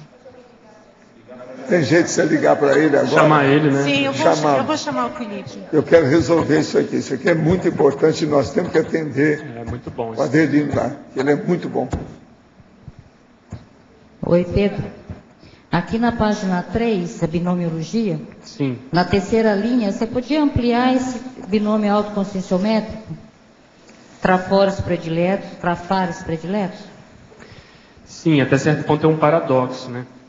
Então existem aqueles traços força que a gente gosta, que a gente manifesta, mas também, por autocorrupção, existem aqueles traços fardo que nós também ainda eventualmente manifestamos. Então, para dar um exemplo, a gente citou en passant, vamos supor o caso do político que a gente cita lá. A pessoa é um líder, ela consegue aglutinar pessoas, mas ao mesmo tempo ela ainda faz muita média. Ela acha que ela não consegue superar essa condição da aparência. Então isso, quando é muito excessivo, vem no bojo. Então, na manifestação da própria liderança, às vezes vem embutido essa condição de falta de autenticidade. Então, às vezes a pessoa não consegue dissecar, tem de discernir uma coisa da outra para poder atacar esse trafar mais que está se insinuando junto do trafor. Então, esses trafares, muitas vezes prediletos, são os últimos que a pessoa consegue superar. Ela não quer abrir mão, ela ainda tem algum ganho secundário que ela ainda acha que não justifica fazer a reciclagem, fazer a superação. Ela ainda se sente bem com aquilo, eventualmente, em função de ser um autoassédio, pode ter consciências envolvidas também, pode ter o heteroassédio, que não ajuda nessa superação. Então vale a pena a gente pensar quais são ainda esses traços que a gente já sabe, já tem consciência, já está careca de saber, mas que ainda assim a gente manifesta, a gente dá vazão, a gente dá abertura para que eles possam aparecer. Pedro, aqui no ar, Luci, você podia, por gentileza, na página 6, item 26, autodileção proexológica, ampliar um pouquinho o próprio perfil consciencial e, em seguida, a tridotação. Nessa condição, a gente chamou atenção para o perfil, para a pessoa fazer essa análise, para ver aonde que na Max Proex ela se encaixa melhor. Porque, como a gente comentou, a gente já sabe também, é muito comentado aqui nas tertúlias, que a gente tem polivalência, a gente pode fazer várias coisas, mas a gente tem que pensar quais são aquelas tarefas, aquelas atividades que vão render mais evolutivamente, ou quais são aqueles traços singulares, aqueles traços que só a Luci tem, por exemplo, aquele traço força, que se você for ver no grupo, pouquíssimas pessoas apresentam. Então a Luci apresenta, então a gente tem que usar esse traço da Luci na Max Proex, porque isso é um traço raro, um traço de exceção. E muitas vezes a gente opta pelo contrário, a gente se contenta às vezes com pouco, a gente não sabe fazer ainda a economia de bens, tem tantas coisas positivas para serem feitas, a gente escolhe aquela que vai dar menos trabalho. Então, muitas vezes isso aparece porque a gente não consegue, a pessoa não consegue ainda fazer esse aprofundamento no próprio perfil consciencial. E tem que ser considerado também aquilo que vai ajudar mais a própria pessoa, seja do ponto de vista de recomposição grupocármica, porque ela tem aquela senha, tem aquela experiência que ela pode ajudar os outros ali do público-alvo, né, como o pessoal da Apex fala, seja também aquilo que vai ajudar mais no auto-revezamento. Então, qual é, dentro dos nossos traços, aquele que precisa ser mais potencializado, investido, para que ele possa se sobressair e nos ajudar na escrita da Mega Gescom, dos artigos, dos verbetes, e isso vai ter um reflexo lá no futuro. Então nós precisamos cada vez mais, apesar do atacadismo, sabermos ser assim especialistas dentro da comunidade. No curso aqui dentro do Congresso, o professor Valdo chamou muita atenção, e a Cristiane trouxe as 56 equipes técnicas do Holociclo, é justamente isso. Ou seja, as pessoas que já manifestam determinados pendores naturais, espontâneos, que o próprio trabalho demonstrou, a própria atividade que ela faz demonstrou, apareceu essas possibilidades, e com isso a gente vai fazendo a Max Proex. Então a gente considera, eu concordo com a visão, que ainda há muita ociosidade desses trafores. Existem trafores ainda muito ocultos nessa situação. Falta ainda, talvez, essa frase, a segunda frase que a gente colocou aqui, de predisposição insta a suar sangue. Talvez ainda haja muita comodidade, tem muita gordura para para queimar ainda nessa situação. E a tridotação consciencial, eu acho que é o básico para a pessoa avaliar, fazer uma autoavaliação e ver se ela está muito aquém naquelas 3 inteligências. O processo da intelectualidade, do parapsiquismo e da comunicabilidade. Quando eu fiz a minha síntese lá conscienciométrica na Conscius, no gráfico, o que mais destoou foi o processo da comunicabilidade, principalmente a comunicabilidade escrita, em função de eu não ter ainda GESCOM, não ter tantos artigos. Então, esse é um dos meus focos, ou seja, eu quero fazer com que essa inteligência se equipare, ou pelo menos chegue mais próximo das outras, que eu considero que estão um pouco mais próximas entre si. Então, eu acho que é uma forma da pessoa se avaliar de modo assim, rápido, entende? Espontâneo, sem tantas burocracias. É só avaliar, ver o que está pendente dentro dessas 3. A nossa tendência enquanto grupo, eu acho que é o parapsiquismo ser o mais defasado, né? Então, a pessoa precisa, às vezes, investir nessa inteligência parapsíquica. Mas então, você demonstra muito, pelo menos sob a minha visão, muita lucidez. Muito obrigada. Professor Valdo, você agora há pouco falou a respeito de um caso aí e perguntou assim, precisa ver se a pessoa tem irmãos, né? Não, os filhos são vários filhos. Homens. Se ela tem vários homens, é porque era gente que tinha relação com a mamãe. Então, na hora que tem o marido que se junta muito com a mãe, aqueles caras do passado que estão ali, que são os filhos, têm ciúme dela. Tá bem, obrigada. O caso é esse. Todo mundo sabe que quando tem 3, 4, 5 filhos homens, o problema é da mãe. Quando tem 3, 4, 5 filhas, mesmo casal, o problema é do pai. E isso, é quase que matemática. Eu já vi tantos casos, são centenas e centenas.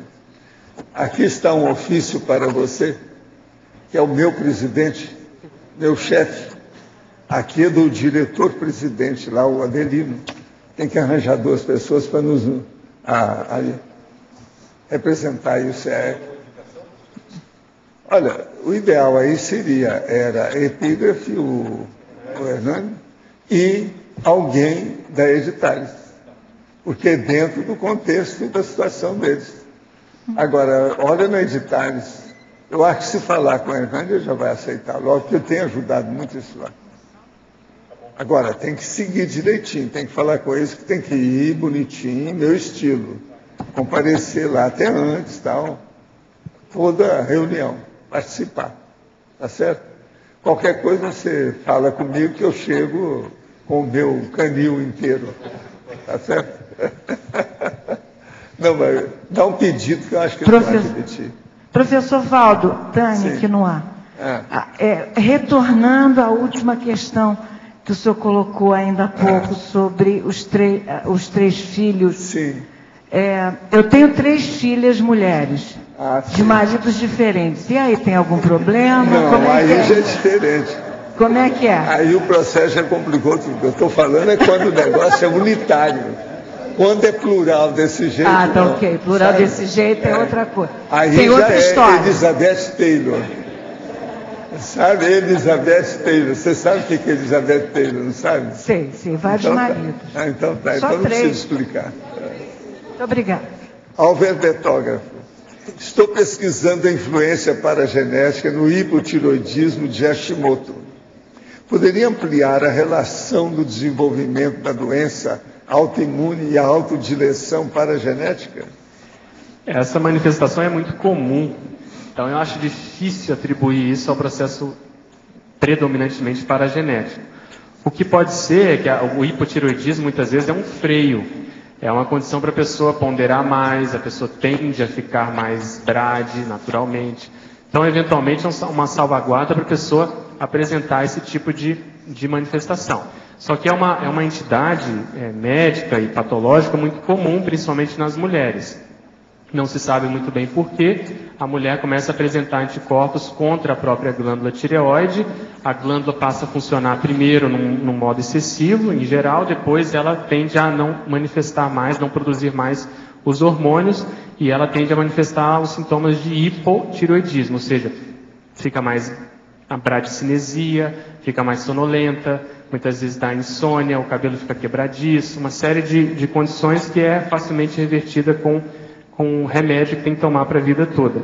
Então, precisa associar esse fato a outras condições, outras variáveis para a gente poder ver isso do ponto de vista paragenético. Professor Pedro, a lucidez pode ser favorecida pela paragenética ou ela é desenvolvida? Pode ser favorecida e desenvolvida ao mesmo tempo, em conjunto? Isso, acho que sim. A resposta certa é a última. Terceira opção. Eu acho que sim, quanto mais lucidez você tem, principalmente no período intermissivo, isso vai ter um reflexo óbvio aqui nessa vida humana em função da recuperação de cons. Você vai ter mais cons para serem recuperados, esses cons eventualmente são mais potentes ou vão ter uma repercussão maior, mais incisiva na sua manifestação atual. Mas se você só deixar isso solto, não correr atrás, não estudar, não ler, não trabalhar com as energias, não, por exemplo, praticar a TENEPS, isso também vai ter um limite, vai ter um teto. O ideal é fazer esse sinergismo do processo da lucidez que você trouxe com o processo da lucidez atual. Tem que lembrar que esse soma é um bicho, é um animal. Então você tem que saber cuidar, saber, vamos dizer assim, alimentar, saber domar o bichano para ele não te atrapalhar na sua lucidez. É só fazer um experimento. Se você ficar muito tempo sem comer, essa sua lucidez vai para o espaço. Sem dormir, a mesma coisa. Sem atender o processo afetivo sexual, também vai dar problema. Então precisa atender para ele estar bem, vamos dizer assim, azeitado, para que você possa manifestar-se mais como consciex, e não como consim. Acho que essa é a síntese. Pedro, na primeira página, duas coisinhas, não sei se já foi visto, na etimologia, na composição... Já. Faltando uma letra, tá. E então, o século está abreviado também, você viu aí? Ah, não, esse não... Terceira linha. Mas eu queria fazer uma pergunta com relação à fatuística. Ali no mani pensenes, o que significa? Isso vem de mania? De mania. É aquela mania ou aquela ideia repetitiva que a pessoa apresenta. Isso pode ser positivo ou negativo. Em geral é mais patológico, aquelas manias que a psiquiatria estuda.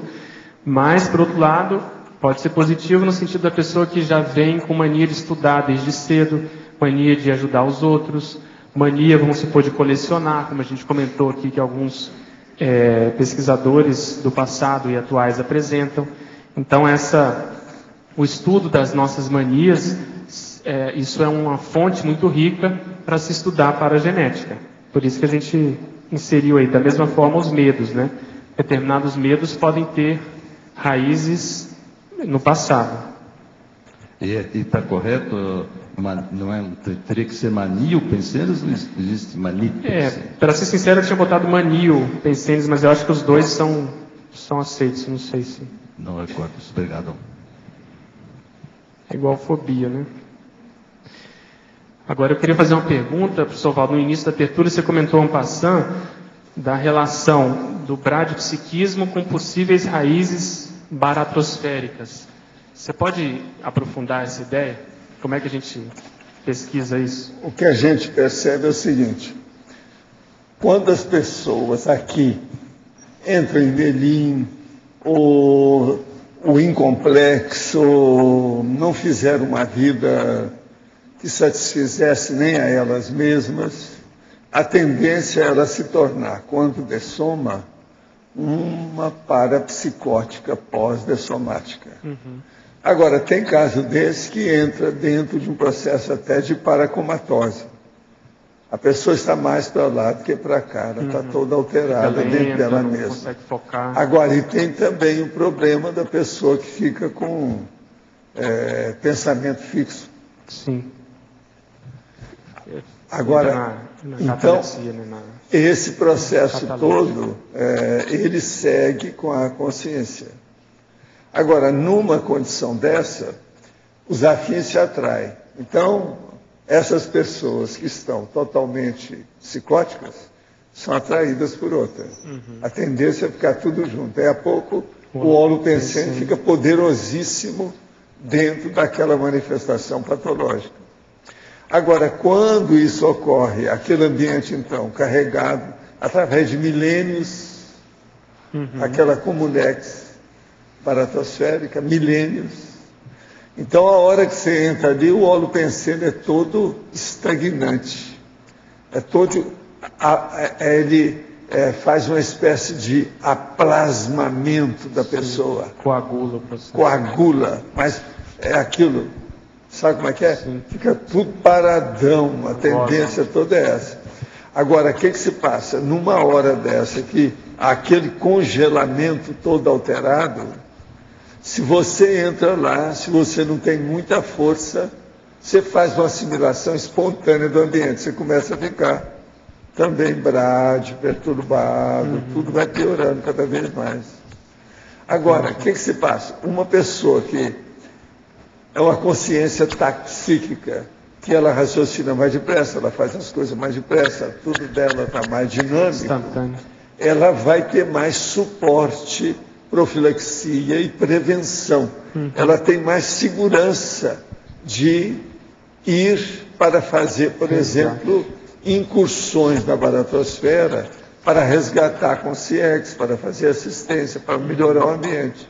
É interessante isso. Então, veja, isso aí é de uma racionalidade, uma lógica de princípio, meio e fim evidente. Baseado nos fatos. Só a pessoa pensar. Então você vê que o taxismo pode ser uma imunidade, né? Uma condição... Pois é. Mas agora, por isso que o taxiquismo é evoluído.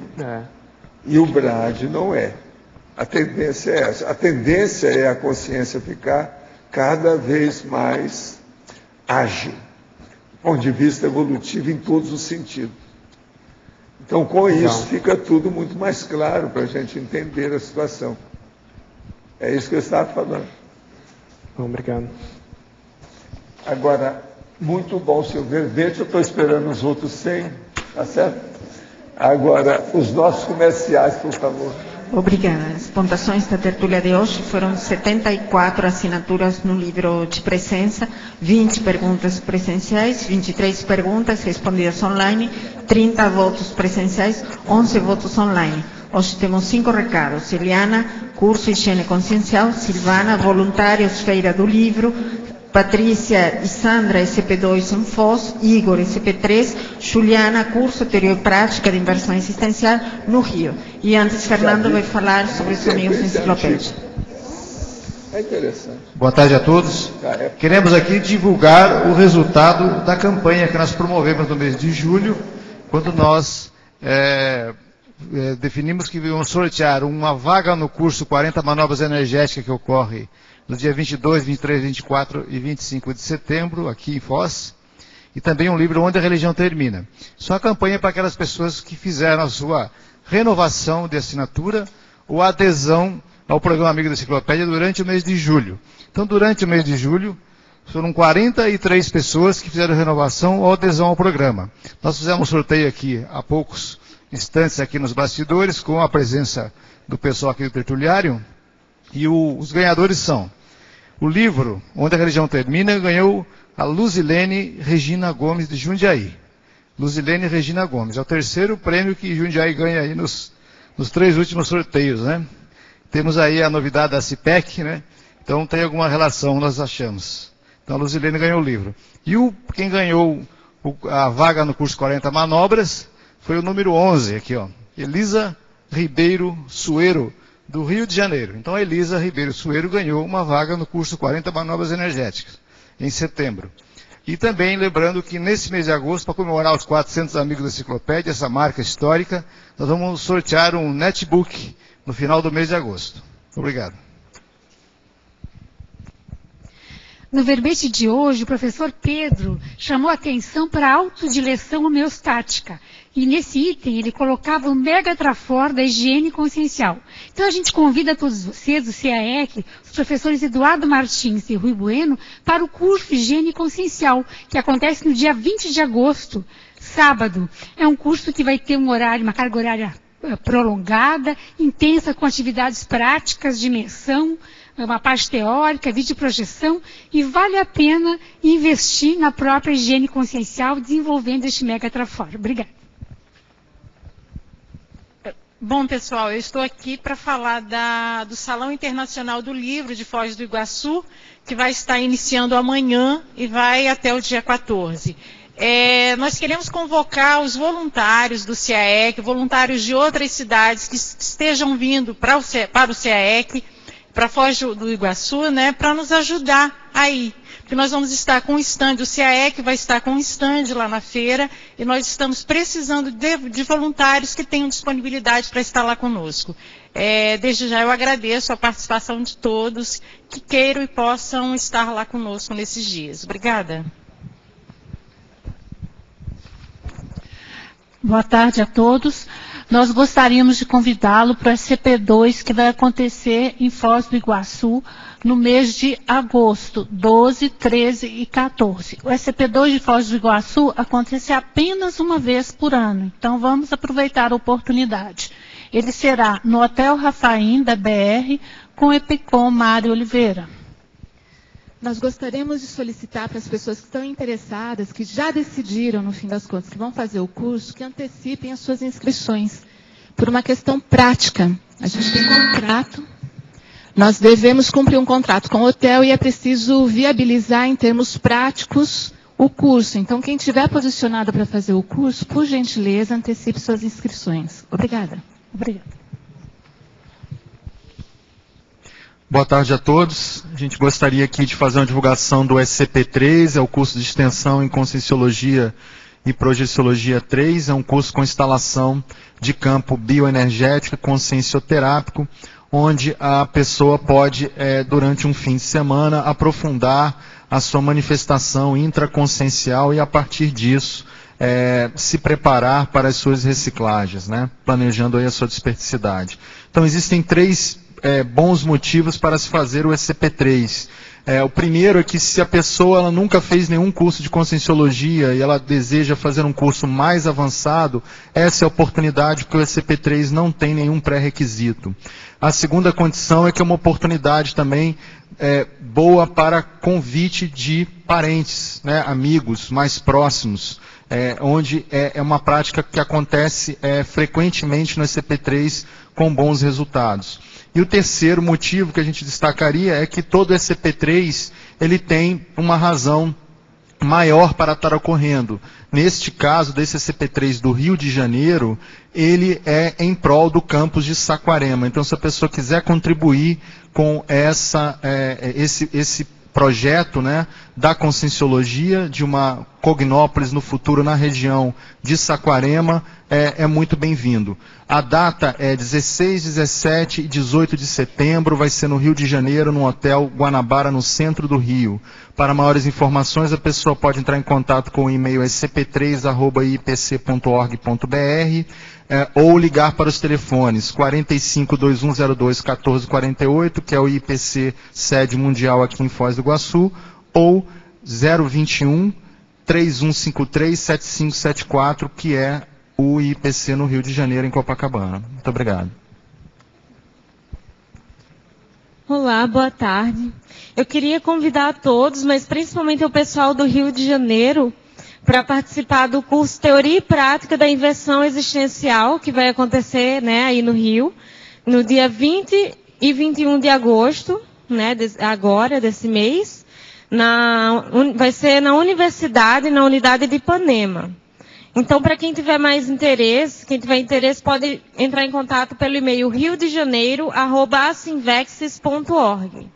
Para quem não conhece teoria e prática, os principais tópicos a ser trabalhado vai ser inteligência evolutiva, planejamento de vida, otimização para evolução pessoal e técnicas de autodefesa energética.